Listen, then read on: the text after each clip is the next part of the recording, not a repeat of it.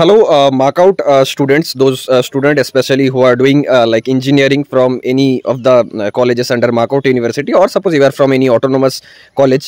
তো there is an important thing কি দেখো তোমাদের যে সিজিপিএ আছে না, সিজিপিএ অনেকেই আমাকে জিজ্ঞাসা করে যে দাদা সিজিপিএ কতটা ইম্পর্টেন্ট। তো CGPA of course important to participate the like game, to participate the fight actually, but it's not important to crack the fight, okay, বা ক্র্যাক দ্য কম্পিটিশন। এটা অনেকেই বুঝতে চায় না। তোমরা অনেকেই হয়তো সিজিপিএ ইম্প্রুভ করার পিছনে দৌড়াও বা সিজিপিএ ইম্প্রুভ করার পিছনে এতটা ডেসপারেট হয়ে যাও যে এটা ভুলেই যাও যে আমাকে কিন্তু যেটা অ্যাকচুয়াল দরকার প্লেসমেন্ট ক্র্যাক করার জন্য বা কোনো এক্সাম ক্র্যাক করার জন্য, সেটাতে কিন্তু আমি ফোকাসড হই। যেমন আমি এই লাস্ট সেমিস্টারেই অনেকের দেখেছি যারা হয়তো সাপোজ ম্যাথামেটিক্সের যে সাবজেক্টসগুলো আছে বা কোডিং রিলেটেড, ধরো টু মাচ কোডিং বা টু মাচ ম্যাথামেটিক্যাল যে সাবজেক্টসগুলো আছে, বা সাপোজ এমন কোনো সাবজেক্ট যেটা হয়তো সত্যি ডিপে কনসেপ্ট ক্লিয়ার করতেই হবে, আদারওয়াইজ মানে ওটার কিছু বোঝা যাবে না। কিন্তু দেখো যদি তুমি 4 বছরের 8টা সেমিস্টারে টোটাল কাউন্ট করো না, সেটা তুমি বিটেক হও, বিবিএ হও, বিসি হও, এখন তো বিবিএ বিসিও 4 বছরের হয়ে গেছে, তো সেখানে প্রায় মোর দ্যান 50 সাবজেক্টস আছে, ঠিক আছে। এবার মোর দ্যান 50 সাবজেক্টের কোনো একটা বা দুটো সাবজেক্টকে যদি তুমি একদম বলো যে আমি গেট লেভেলে গিয়ে পর পড়বো, সাপোজ ম্যাথামেটিক্সই ধরো বা ডিসক্রিট ম্যাথ ধরো, লিনিয়ার অ্যালজেব্রা ধরো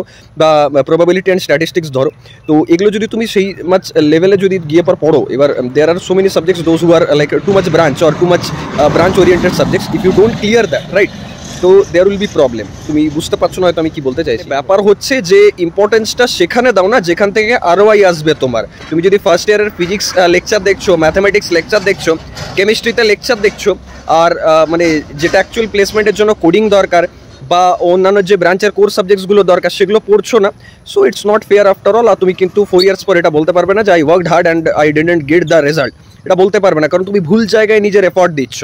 আমি বলছি না যে ম্যাথে কেউ লেকচার দেখো না বা এক্সামের আগে ফিজিক্সের কেউ লেকচার দেখো না, এরকম বলিনি, বাট আমি বলছি যে ওখানে যতটুকু ইম্পর্টেন্স দেওয়া দরকার, যতটুকু টাইম দেওয়া দরকার, যতটা এফর্ট দেওয়া দরকার ততটাই দাও।